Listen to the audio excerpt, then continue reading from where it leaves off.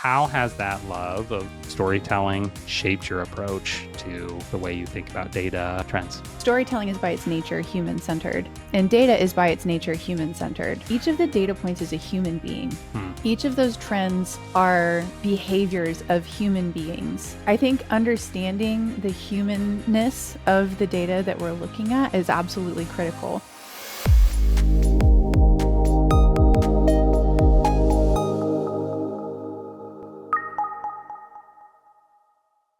Hey, Abby, welcome to the Sustainable Giving Podcast. Thank you for having me. I'm excited to talk to you. Oh, man, this is going to be fun. You and I haven't really gotten to know each other super well, but through the power of the internet and this social media thing, particularly this wonderful platform called LinkedIn, I feel like I know you. Oh, good. That's exciting. And it makes me feel better about the fact that I'm not as active on LinkedIn as I should be. You are. You were for a while. I don't know if you've done it recently. You can never know with the LinkedIn algorithm, but you were doing these walk and talk things. You're going on hikes. Now you live is it Florida? I do live in Florida. And the reason I have not gosh. been doing hikes lately is because it is summertime in Scorching Florida. hot. And it is swampy. But I love it because number one, they're just you're pontificating on whatever it is you're thinking about, and that's something you and I can share in common for sure. But I also just, there's something about the kineticness of the fact that you're just on a walk through. And then when I found out you were in Florida, I was like, are there alligators right there? Like, is she watching out? I actually did a walk and talk video. I think I was talking about email research, where I stopped and I pointed out all of the alligators around me. Oh my gosh. And I've encountered many alligators. I've come within feet of them, and they don't bother me. The things that I'm afraid of are hogs. I'm really afraid of hogs in the woods. Oh, is this is this a childhood thing, or is this more like, no, they're just aggressive? They're aggressive, and if Okay. you scare them, you don't want one of them running at you. Well, I will be listening and watching every future walk and talk you give, just on the edge, just in case something really interesting happens. Hopefully safe, but maybe. Yeah. That's I think you should play into that. I'm just here in the where we live in the Pacific Northwest in the forest. I mean, I guess we've got bears and snakes and stuff, so Yeah. Anyways, but one of the things that you and I have talked about, and we recently saw each other at the AFP Icon conference in Seattle, was just our fellow appreciation for not just data, but understanding donor behavior, analyzing giving trends. I mean, in fact, you're the head of research and editorial at Neon One, and I quote you and your research in the rise of sustainable giving. So when I saw you in Seattle, I was like, hey, can we geek out about sustainable giving? And you were like, yes, I'm in. Let's do it. I'm ready. I never quite know whether geek or nerd or what's the dweeb, not dweeb. It's like, which one's the right verb, but I like geek. Yeah. What do you think? I think it's a good one. I think geek implies a certain level of academic familiarity with a particular topic. So yeah, not everyone's into it, but I enjoy it. So, so today I do want to geek out about what's happening in sustainable giving. So let's start here. One of the things I'm really interested about in your background is the fact that you've got this writing content background first. So writer, researcher, editor, so I think that's really interesting for somebody who's literally the head of a research, to start with that storytelling and content sort of writing creation background. How has that love of storytelling shaped your approach to the way you think about data and trends? It's kind of interesting to work with some of the folks I work with to do a lot of the data analysis, because to me, data does tell a story, but by its nature. Yeah. Now, I studied literature in college. I studied poetry. And if you had told me that in a few years I would be running large reports looking for stories and huge amounts of data, I would have called you a liar. But something that I've gotten to be really passionate about. I mean, storytelling is by its nature human centered, and data is by its nature human centered. But when you look at data, when you look at a line chart or a statistic or something like that, it's very easy to forget that each of the data points, at least in the research that we're doing at Neon One, each of the data points is a human being. Hmm. Each of those trends are behaviors of human beings. And uh, I think understanding the humanness of the data that we're looking at is absolutely critical. And I think it's really easy to lose it. But thankfully, because I do have such an extensive background in writing and storytelling and literature, it's impossible for me to tune out the human part of the data. Yeah, So I love that's that. Well, and I hadn't thought about the fact that both, of course, storytelling is human centered. Like that's almost taken for granted, right? But I mm, think a lot of times we do think of data as kind of disintegrated from the human experience. Like, no, it's just data. It's like, no, that's literally human stories. yeah.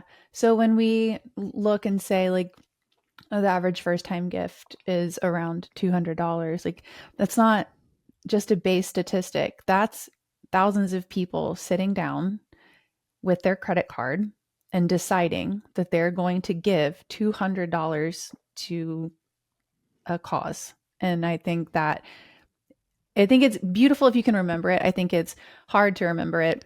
Yeah. And so I feel like my job is to remind people that those statistics are people. Yeah. Hey, can you think of an example of like where a data point or whatever really came to life for an organization, for a nonprofit, like either through a compelling story or something? Um so I mean, I've seen the biggest thing that I've seen, honestly, it's less the story inherent in the data as it is the data sometimes. I think a lot of folks, especially in the nonprofit industry, are afraid to try new things because the risk of something not going well is high for them. They could miss a goal. If they miss a goal, they could not be able to provide a service. So sometimes I think data, especially if you frame it as being human centered, it takes a lot of the fear away from them. So, for example, there was a statistic that I looked at in last year's research, which is the recurring giving report. And it showed that 127 there was 127% growth in the number of people choosing to make recurring donations. I use that chart or that stat all the time, by the way. Good, because people need to hear it. But then I had someone say something that really struck me. She felt a lot of guilt and shame because she didn't feel like she was seeing that growth. So the next time I presented that statistic, I said it's 127% increase. And then I showed the actual numbers.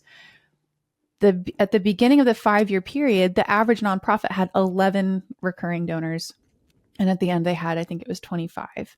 And so I see that a lot. There is like fear and shame or guilt or anxiety, or people are just worried about it. And I have to tell them like, no, you're doing fine.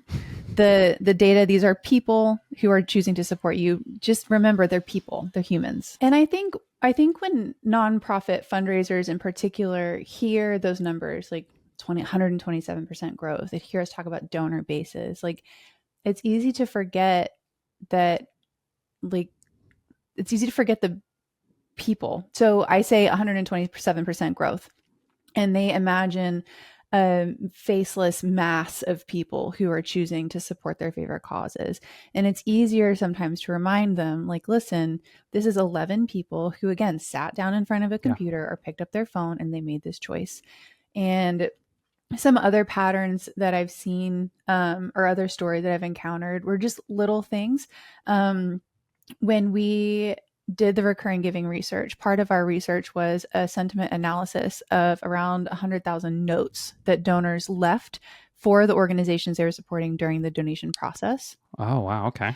And we scraped all of the identifying information out of it. So it was anonymized, very clean. And then we gave it to ChatGPT, and we started asking it questions like, what what recurring emotions are people citing? What identity markers are people referencing in these notes?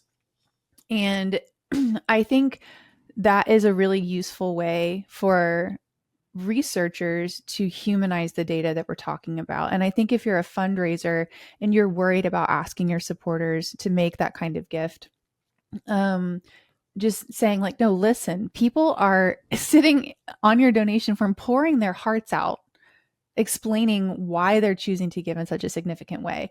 So those little bits and pieces, I don't think there's any one statistic that's like revolutionized someone's Right. approach, but I think just remembering that when we're talking about statistics, we're talking about people. And when you, as a nonprofit fundraiser, are reaching out to your community and asking for support, you're not asking a faceless block of people to give you money. You're talking to human beings who have already indicated that they are passionate about your work, and you're inviting them to do something cool with you. I think that takes a lot of, or it can take a lot of fear out of the process for people.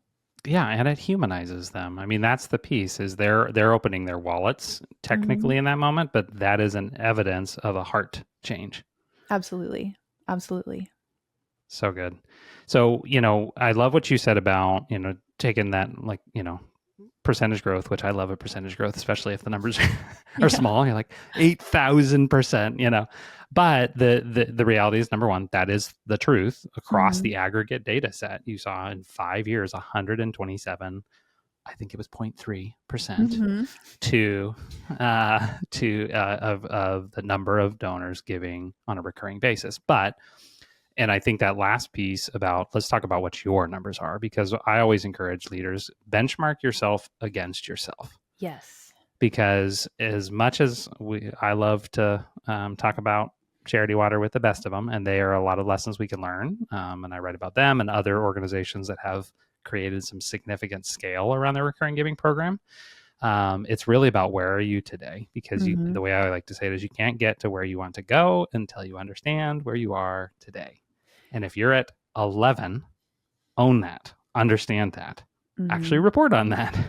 I had a charity, Abby, this last weekend that we've supported locally that I've worked with actually, and they did their kind of annual banquet, and they had a moment, and it was like the executive director told me afterwards, she was so nervous because it was that moment at the end where they had doing a little auction thing, and they had the sort of raise the paddle moment, but they decided they were going to ask for monthly gifts. Not only monthly gifts, but they were going to ask for monthly gifts as a part of, hey, if you would stand with the organization, we don't just need your help in this month, we need your help 24/7, 365. The needs, it's an organization that works in trafficking, the needs are ongoing. And if you would stand with us on an ongoing basis, you would become a bridge builder in their case. Would you, when you raise your paddle, would you indicate that you would give that amount monthly? And this is an organization that is in that smaller bracket, right? And so I think the if we use percentages, they doubled their recurring giving file that night, which is incredible and worth celebrating. But I think the cool thing about getting to do it at a live event, Abby, is they could literally see. I was sitting at a table with a gentleman who, I had talked to all night, right? And so he was on fire for this cause. And there was like catharsis at the table when this guy raised his paddle and his little monthly gift thing. And I was just like, that is so cool. And then I was able to introduce him to the executive director just afterwards. And now there's a beautiful relationship there. He's never given a gift to the organization before. Oh, It's so cool. But your point is, we could look on a report and say there were 18 new, recurring donors or whatever, which is true, and we should measure that. But I love how you said it was every data point is a person. Yeah. And I think especially, this is a whole topic that I'm sure you and I could talk about forever. We're seeing some of those more troublesome trends. We're seeing like individual giving going down. I think a lot of it is because and I say like the industry as a whole, in our effort to reach more people, scale our missions, do the things, categorize and measure our success, I think we lose sight of the human part of it. It's easier to look at a donor supporting you as a transaction and not as a human being deciding that they're going to skip that purchase that they were going to make and support your organization instead of that. So I hope that I hope we can get to a balance where we're talking about data and goals and progress, but also remember the human side of it. So good. So good. Okay. So in your role at Neon One, you spent a Mhm. lot of time with data, donor behavior, giving trends. Okay. So what are some of the most important insights that you've uncovered that you think charities might be missing or just are important to know? I mean, I think the big thing um, is understanding that people really are generous. They need to be given the opportunity to be generous, and to give people the appropriate opportunities to be generous, we have to understand that generosity doesn't necessarily look the way we define it. So Okay. I'm going to clarify what I mean when I say that. So we just published the generosity report earlier this year, and it was a look at a little under 100,000 individual donors who gave less than $5,000 annually every year for Okay. 5 years. So, um, the reason we wanted to look at this group of people and not at major donors is because the vast majority of donors in the United States give less than $5,000 a year. That's not like the fun, sexy gift to get. Everybody likes those big gifts, which is understandable. But these are a huge block of people who are doing really beautiful things for the causes they love. So, what we did was we looked at, of course, some financial forms of generosity. We looked at one time giving, we looked at recurring giving, we looked at pledges. But we also looked at other generous activities. So we looked at purchasing memberships, we looked at volunteering, we looked at participating in peer-to-peer events, and then we also kind of broke into some data around people who support multiple nonprofits versus a single nonprofit. And what we found over and over and over again in nearly every cohort is that these folks are growing their financial generosity year over year. So the longer they stay engaged with the nonprofit, the more their annual giving increases. But we also found really strong correlations between people who are participating in non donating activity.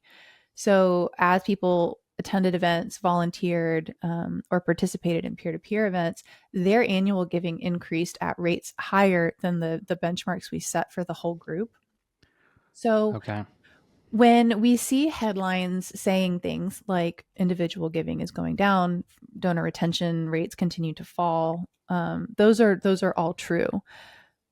But that, I think, kind of blurs the fact that people are still very generous. So what that tells me is that something is happening. There's a Mm-hmm. disconnect between the way nonprofits are building relationships with their community and their supporters and the way people in those communities actually want to be in relationship with those nonprofits. There's a disconnect somewhere. So I'm really passionate about helping people understand that the longer you keep someone engaged with your work and the more ways they engage with your work, the more likely they are to increase their level of financial commitment. Mm. And it's frequently kind of approached backwards. People are always trying to get the gift, not necessarily, and then build a relationship, not necessarily build a relationship and then get the gift. Oh my gosh, there's so much there. You and I were at a recent dinner actually, and we kind of touched on this topic, and I got to thinking about, and I've this is for those folks that have been listening to the podcast as we've been going, you're hearing a recurring theme from me, which is what does it look like to encourage people to live lives of generosity? And I think as you describe that, I think about this donor that raised his hand the other night and was just like, I'm in. Well, I also learned that this new donor of the organization is a middle school teacher, and he Mm, also cares deeply about the children in his community, which this organization works with human trafficking, not over there wherever there is, but here, right, mhm, with the present domestic crisis that's been going on with everything in that space. And he was just as fired up, by the way, Abby, to give that one time or give that new recurring gift or whatever, as he was to talk to the executive director about, I need you to come into my school. I need you to aw, talk to the kids because what you do is not only so important, but this is like a present issue, and we need you to be a part. And so, I could see him. That gift wasn't just a transaction. This looks like a good investment for my donor dollars. Obviously, the organization, conveys good stewardship and all those sorts of things, but it was like this deeper life of generosity that he's exhibiting. And part of that is through a recurring gift, but also that's through, I'm going to help this organization impact the students and the young people in my life. Yeah, absolutely. And so I've been talking about this generosity report research for a couple months now. And something I always end with when I'm talking about it is like, look, this report captures generous activities from a large group of people over 5 years, but we cannot possibly capture everything. And part of it is just data limitations. We know that people use lots of different kinds of software to manage their engagements with their community, and that doesn't always necessarily show up in a CRM. But there are other things that I would consider generous activities that cannot be captured in a CRM, and those deserve to be celebrated too. So that guy talking about having an executive director come into the school, like, that's advocacy, and that is actively participating and spreading the word about your work. Yeah. You can't capture that one recurring donor who talks about you to their friends, or you can't put a dollar amount on the person who can't necessarily give a lot but is signal boosting your work on social media all the time. Generosity is everywhere. And when you pull back and start rethinking how you identify generosity and how you define it, you can find some really beautiful activities that are happening. Oh, that's awesome. Okay, so let's drill in a little bit. So you've got the generosity report, which just recently came out as we record this, where we'll include a link to that. But you also came out with a recurring donor analysis. So you get to choose. What are some of the findings that either really surprised you or just really accentuated a trend that you're seeing? This is my favorite one, and it's we'll get there. So a trend I'm here for the journey, by the way. Oh my Let's do gosh, it. this made me a little misty when we uncovered it. So a trend that we see, and it's normal, right? As a general rule, people who give recurring gifts, so monthly gifts generally, give less on average annually than people who make one-off gifts. No, they stick around for a lot longer. They're total, I hate the phrase donor lifetime value, but we have to use it. Long-term Lifetime value is the phrase I prefer, but yes. Yeah. They donate more over the course of their relationship with a nonprofit because they stay engaged for so much longer. But if you look at them just in a 1 year snapshot, they're not giving as much as the one-time donors, and that's normal. What was really beautiful was when we were doing the recurring giving report. The recurring giving report stretches from 2019 to 2023, I believe. And in 2020, that trend of recurring donors giving less annually than one-time donors flipped. Recurring givers stepped up their giving so much during 2020, whereas others decreased their contributions, that they were giving above the levels of one-time givers. And when you think about what was going on in 2020, that was kind of shocking. So what that tells me, and why I got a little misty-eyed about it, is because there are these small, quiet groups of people who are probably not going to show up on someone's major gift radar.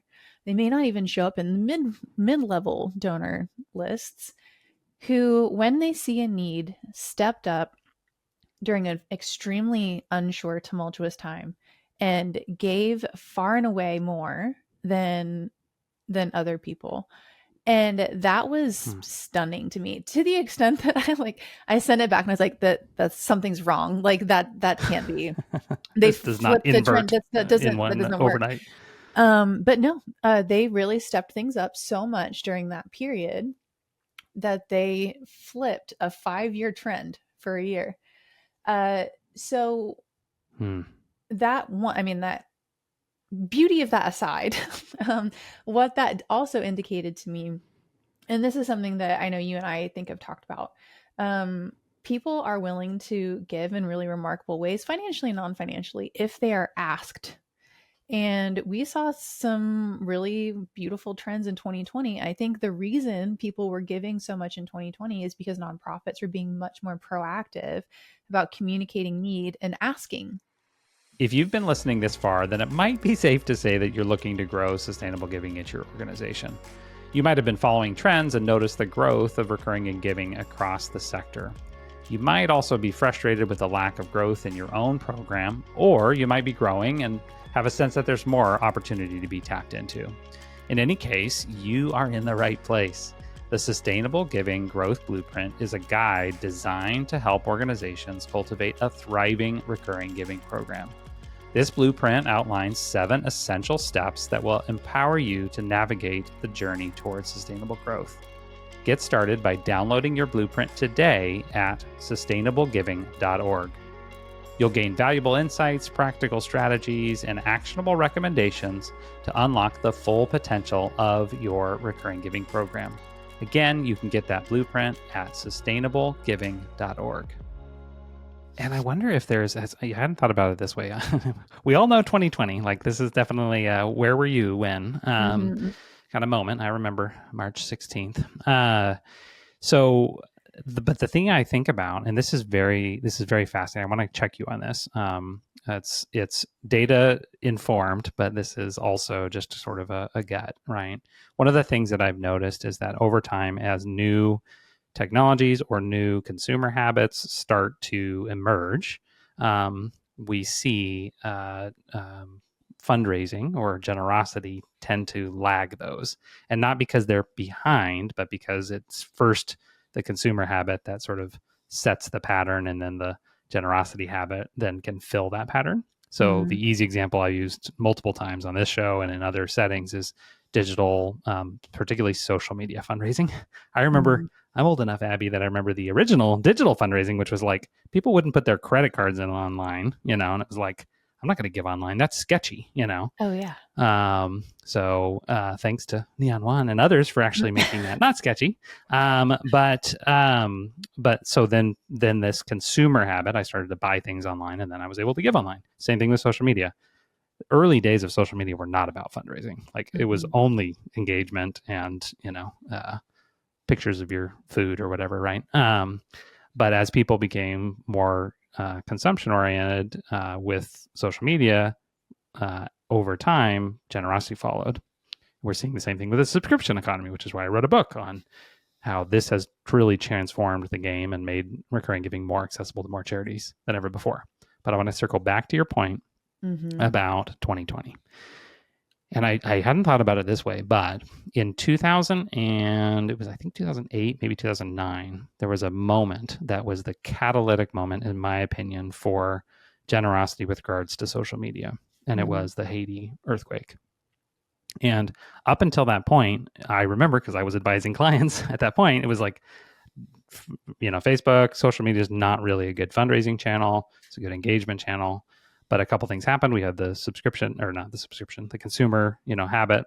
But then what happened, Abby, was the Haiti earthquake happened. And overnight, and I remember this, overnight, the Red Cross, American Red Cross, partnered with Facebook, and they raised, I still remember, it was $30 million in one day, which was just like mind blowing to the world, let alone to us fundraisers, right? And I remember, and then looking back on that a couple of years later, like that was the linchpin moment. There was this underlying consumer behavior, and then there was this crisis that happened, which then catalyzed this new form of generosity. I mean, what do you? And I'm just like, oh, well, 2020 was a bit of a crisis. Yeah. I always say this, I'm processing and talking out loud, which I love this. Normally try not to do. My instinct is that I don't know that consumer behavior changed much in 2020. I mean, I know I ordered a lot more on Amazon, but that's because I didn't leave my house. One thing that I think, so we did see some really amazing things happen in 2020, and then in 2021 and 2022, financial giving started declining back to 2019 levels. And I think what the really big difference is one, there was a really unique cultural moment where we were all kind of united against a common problem or a common enemy. And that can be really motivational to a lot of people. But one of the things I saw was this increased willingness for nonprofits to communicate to their supporters. They were very clear about what the immediate need was, what the immediate impact would be of that need not being met, and then giving people a way to address that need. I also Yeah. think so. I mean, I think that's significant. And I've had some conversations with folks about the seasonality of giving. Like, why do people always donate in December? Do they donate in December because that's the consumer behavior? Do they donate in December because that's when nonprofits are actually communicating with them and asking them to give? Yeah. So there's that. But another really powerful thing that I think happened in 2020 that is something that we would all do well to think about more. And how do I say this nicely? People, when they're stressed out or scared or angry or feeling hopeless, need something to do to feel like they're in control. And supporting an important cause is a way to reclaim a sense of agency. I think that happened a lot in 2020. People were scared and unsure of what to do, and they felt very helpless. And so they did what they knew how to do, which was support a cause that was working to do something that was very important to them.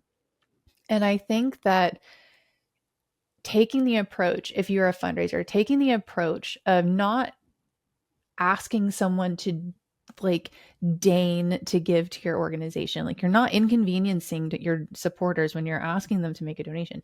You're giving them the ability to take, in a small way, control of a situation that they feel needs to be addressed. I think that had really remarkable impacts in 2020. I think it can have a really remarkable impact today. I love that. I love that. And I do I think, and we, anybody in the fundraising space, 2020 was catalytic. Yeah. However, however it was catalytic, it was catalytic. We know that because I still remember that March 16th, like, well, this is going to be fun from a fundraising Mm-hmm. perspective. Like, oh boy, Yep. uncertainty, economic instability, and yet we all, not most organizations saw that outpouring of generosity, but to see those recurring donor numbers essentially flip Yeah. is amazing. And my earlier point about that consumer behavior was not that it changed in 2020, although ironically it did. Lots of subscriptions in 2020, mostly because we were locked at home. Mm-hmm. But what had been happening was for the 8 years prior to that, people had been slowly, candidly accumulating subscriptions, but also being reconditioned to like, oh, I don't mind giving Spotify $17 a month because I actually get ongoing value. Why wouldn't I give them $17 a month? And so by the Mm-hmm. time I remember by the time I had whatever 10 or 15 subscriptions, I was like, why am I not giving to the causes that are the most important to us on an ongoing basis? Like, why wait till December, right? Yeah. Yeah. I someday you and I should have a conversation about, I need you to help me get over my aversion to the word subscription or the phrase subscription giving. Um I don't know that you need to get over it, but okay. You and I, before we started this, I know you and I were talking a lot about word choice and the significance of words, and that's one I've wrestled with. yeah, it's loaded.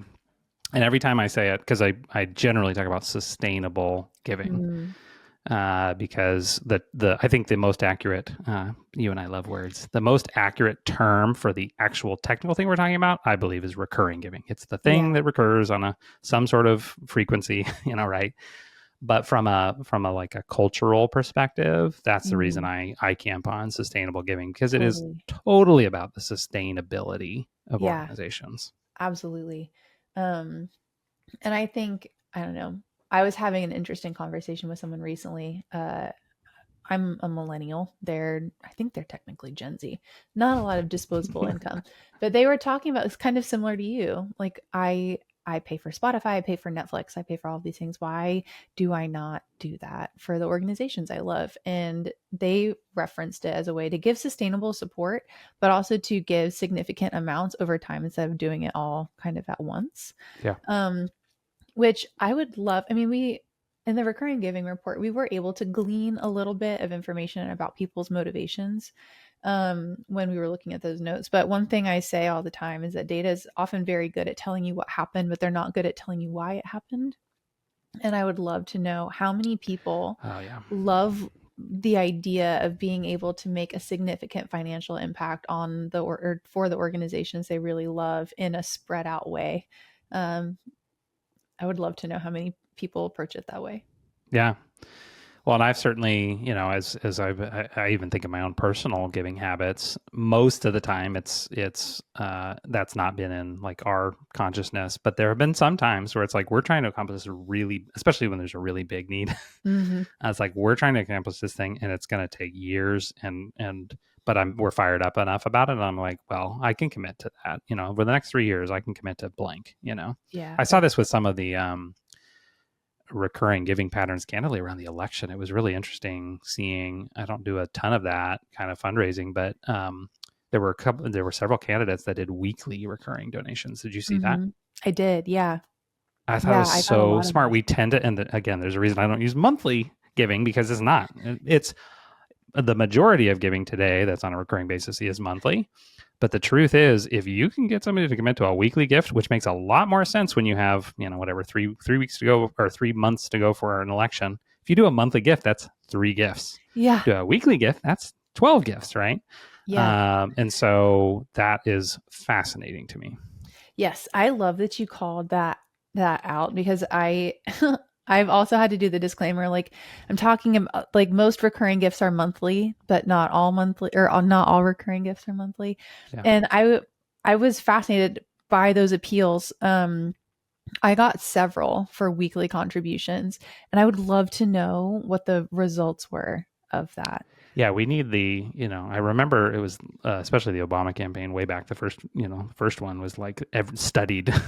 Oh yeah. It was like all the case studies. So we do need some case studies on that. Let's do one. Okay. We need to find somebody with that data. Okay, so I have a question for you. Okay. So your bio mentions something about being a fairy tale enthusiast. Yes. Can you tell me about that? Yes.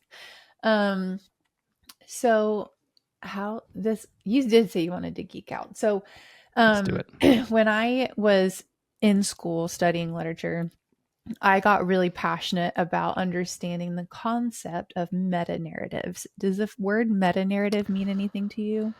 I've heard of this, but Mm-hmm. let's give it some definition. So a meta narrative, and I can hear my English teachers getting irritated with my incorrect answer, is a pattern or a narrative format or structure that is very common in lots of different stories. So for example, um, one book that changed my whole life is Joseph Campbell's Hero with a Thousand Faces. And he talks about the hero's journey and how there's always this moment. This person is special. They get the call to do something amazing. They deny the call for a little while. Something catastrophic happens. They have to go on this hero's journey. They frequently go underground or underwater or something, and then they come back up. And you see this pattern, this story format repeated over and over and over and over again in world mythologies. And then as you go with world mythologies, those become legends, and those legends are not necessarily watered down, but they're localized and they become little local folklore, and then that turns into fairy tales. So we've talked some about storytelling and how I am really passionate about seeing the humanity in things, and knowing that there are fairy tales all over the world that follow the same meta narratives, and that those are echoes of even older and even older and even older narratives. I think it's a very like unifying experience. It makes Mm-hmm. me really love humanity, which is sometimes challenging when you look at the news. But I love that you this combination that you have of head and heart is the lamest way I can think of saying it. But is I mean in the highest complimentary form. I think we tend to, speaking of maybe not meta narratives, but narratives or stereotypes, right? We tend to be like, oh, this person's a data oriented person, or this person's a creative person, whatever that Mhm. means, right? Or this person's a fill in the blank, right? Truth is, nope. Like you aren't, I'm not, And the And fact that go ahead. I think if you get at the heart of anybody, I think we're all both things. I think some people are they just express it a little differently. Yeah, and we tell our stories, or we tell ourselves stories, right, about who we are, who we're not. And I remember, I mean, for example, I've always been a passionate photographer. I'm a very visual person. I love seeing and perceiving and capturing and like sort of being. It helps me be present. You know, people talk about, oh, they're walking around with their camera, they're not being present. I'm like, walking around with a camera makes me 10x more present because I'm like 100%. looking around, and so you get these glimpses of like and again, for everybody it's different. For some it's crocheting, for some it's right, it's whatever that is, poetry, Mhm. meta narrative. I love that. Yeah. And I remember it makes life so much more interesting. Like, um, and it honestly makes research a lot more rewarding. I wish I could remember the specific statistic, but we were doing our analysis for the generosity report and some statistic came up. It was about volunteers. And I messaged someone on my team and I was like, am I interpreting this correctly? Is this really what volunteers did? And she was like, yeah. And I just like sat back and I was like, huh, like maybe everything isn't hopeless and terrible. I think I Yeah, actually said that. I think I said maybe actually like maybe everything isn't actually hopeless and terrible. And you know, I don't know. You have if you're looking for it, even line graphs and spreadsheets have some beautiful parts to them, yeah. Oh, which so takes good. a lot for me to say because I don't like a spreadsheet. I love that you're the head of research and you don't like a spreadsheet. Like that is beautiful because you're going to use them, right? You're going to use Yeah. whatever data visualization you need to tell the story, but you're not enamored with the inanimate, clinical object. You're trying Yeah. to discern what the trend is underneath, what the behavior or the belief is underneath that. Yeah. I was talking to our mutual friend, Tim Sarantonio, about the process of writing these reports. And I have joked that the first stage of writing these reports is grief because I don't have a background in data analysis. I don't have a background in statistics. I skipped statistics in college because I knew I was not going to get a good grade. Um, so every time we write one of these, I get the data and I'm overwhelmed by it and I don't know what I'm looking at and I don't understand it. And the thing I can do is translate it very well once I can get my head around it. So I do always joke that the first stage is grief because I get it and I feel like I have no idea what I'm doing. Uh, so we always gotta that push past that. that is such a relatable experience. I was listening to and I'm like, how about anything in life worth doing? Like every project I do, we do dozens of deep dive assessments for organizations, and I would Mhm. say a majority of the time, I'm like, there's a lot of data here. Yeah, I hope and I have, we have enough background to be like, by the end, there's going to be some really powerful insights, but there's a lot of data here. yeah. It's what's the expression like drinking out of a fire hose? Yeah. I always Um, like to say, and this is good for no matter whether it's data or any situation, anything in life worth doing and mastering is going to have like the difficult, messy, complicated. Seth Godin writes about the dip, he calls it. And if it's worth doing, which some things are not worth doing, but if it's worth doing, it's worth pushing through that dip. And I always like to say that simplicity is on the other side of complexity. oh yeah, And I feel like for we sure. need to push through. It's not like let's be superficial and uh, stay at that high level. It's like no, we actually have to dive deep into the complexity. And on the other side of that, if we keep pushing, if we don't, it just stays complex. But if we keep pushing, simplicity, beautiful simplicity is on the other side of complexity. Yeah, absolutely, absolutely. Okay, this has been super fun. I have a last question for you, and it's a choose your own adventure. So I'm going to give you 3 doors, and you get to Okay. choose. I don't know how I can make that a fairy tale metaphor, but there's 3 paths. You're in a wood, you're in an Everglade, and there's 3 paths, and you can't see if there's alligators down the path. Mm. Door under path number 1 is what's one thing you hope to see more nonprofits doing to build sustainable giving programs. Mm-hmm. Door number 2 is what's a specific moment or example that made you fall in love with sustainable giving. And then door number 3 is what is one misunderstood or overlooked truth about recurring giving you wish leaders got. I'm going to go with number 3. Okay. We're walking down path number 3. We're walking down path number 3. It's related to the first one because it is something I would like to. I'll get there. Something that I think people misunderstand is that people who choose to make recurring gifts are at their limit. I have encountered a lot of folks who are reluctant to ask their recurring donors for additional gifts. They are reluctant to ask them to volunteer. They are reluctant to ask them to do anything else. I have had multiple people tell me that when they put together appeals, they use their recurring donor list as a suppression list and do not invite them to give additionally. When we looked in the recurring giving report, 50% of recurring donors made additional donations to the same nonprofits they already supported on top of their monthly or ongoing commitment. The number was higher for people who set up recurring donations on Giving Tuesday. 80%, 80, I think, 80 or more percent of people who initiated a recurring gift on Giving Tuesday gave again to the same organization before the end of the year. In 80%. In the generosity report, we found that large percentages of people who made recurring gifts also volunteered. They made pledges. They purchased memberships. They went to events. They did everything. So, on the one hand, you have this very passionate group of people who data indicate are willing to get involved in multiple levels.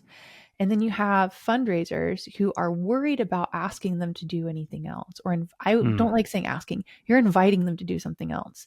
So I would really encourage you, if you are listening and you are trying not to, quote, bother your recurring donors, please do that. Invite them. Yeah. Invite them. Look, remember, these are donors with some of the highest donor retention rates. They give generously for years and years. They are telling you that they are on a regular basis going to send money to you so you can do the work that you do. And they're doing it because they are passionate about your cause. Please don't deny them the opportunity to get more heavily involved in something they very obviously love. That's something I'm really passionate about. Amen.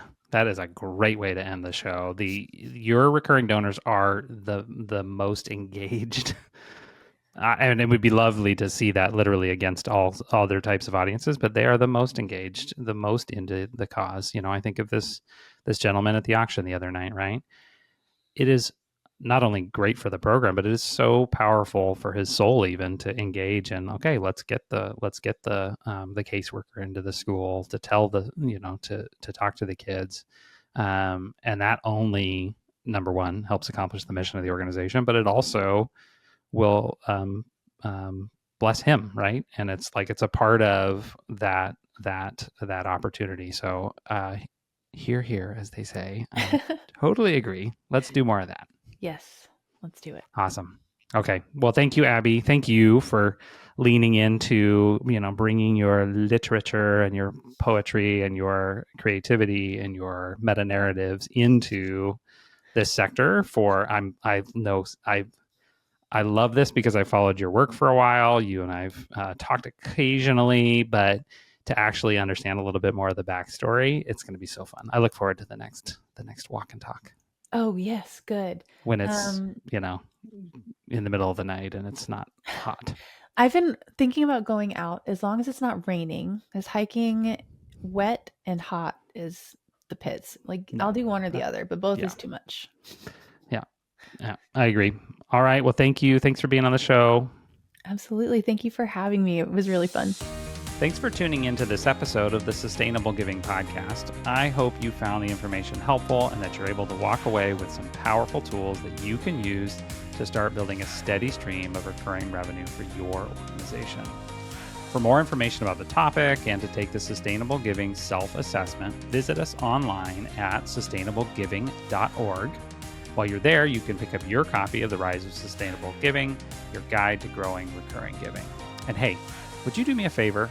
If a person comes to mind that you think would benefit from this episode, would you mind sharing this episode with them? Just that little act could be the difference that they need to start growing sustainable giving for their own organization. And there's one other thing that you can do that would be a huge blessing to me. I've timed it and it takes just 16 seconds. Would you consider rating the show? Just head to the show page on the app of your choice, and if you've enjoyed this show, hit the 5-star review. Bonus, if you want to leave a comment, I would love to hear what you think. Special thanks to the entire team at Imago Productions for bringing this show to life. Abigail, Christine, Grace, Kirsten, and Tom, this would not be possible without you. Until next time, thank you for joining us, and keep inspiring generosity.